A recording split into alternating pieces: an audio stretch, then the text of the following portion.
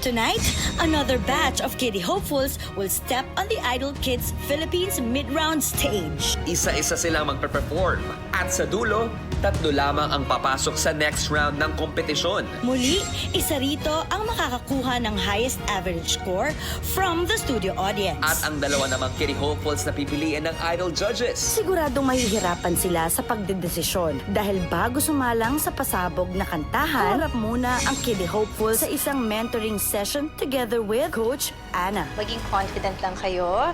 Tapos siguro talagang alamin nyo kung ano yung meaning ng mga pinili nyong kanta para mas mabigyan nyo pa ng more power through your storytelling. So, gusto ko makita kung paano nyo na rin siya lalaruin, kung paano nyo siya gagawin ng, or lalagyan ng sarili nyong flavors.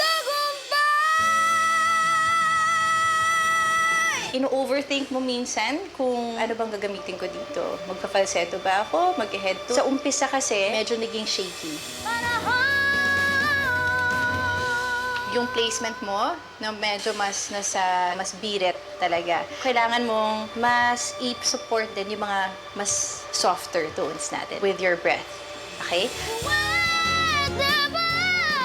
Dun sa first parts, yung mga mahina pa, yung verse, yung pre-chorus, parang hindi mo binubuksan masyado yung bibig mo. So gusto natin na lahat ng vowels natin, no, yung mga A, mga O, mas kailangan ma-open kasi para mas mag-ring yung mga notes. Para mas maging ready pa ang Kiddie hopefuls, kinausap muna sila ng judges ilang oras bago magsimula ang mid-rounds. Ako yung mabibigay ko talaga na tip. Number 1, practice. Always practice. Even if you don't have a competition, just keep on singing. Yeah. Nag-practice ba kayo? Yes!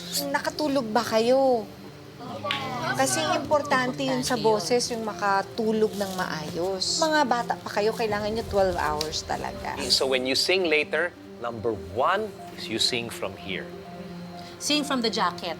From From the heart pala. Always from the heart. Enjoy nyo lang ang performance nyo. Normal lang na kakabahan, di ba? Basta Okay lang. sing from your heart and the Lord will guide you. Grupo!